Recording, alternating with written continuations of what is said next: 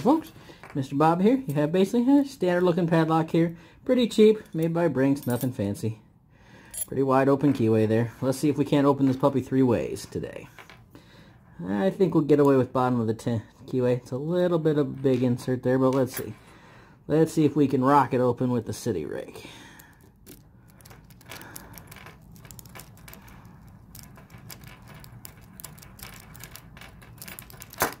Right.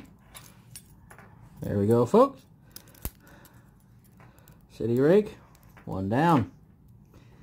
Let's see if we can't get this puppy with a wave rake from Bogota here.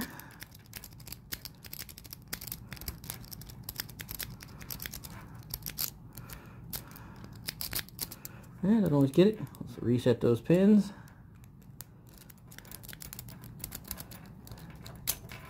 Alright. Got her open. Wave rake down. Alright. And of course, we should always be able to get her done with a single pin picking.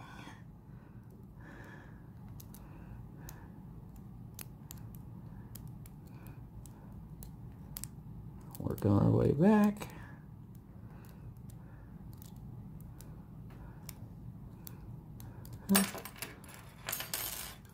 And there we are.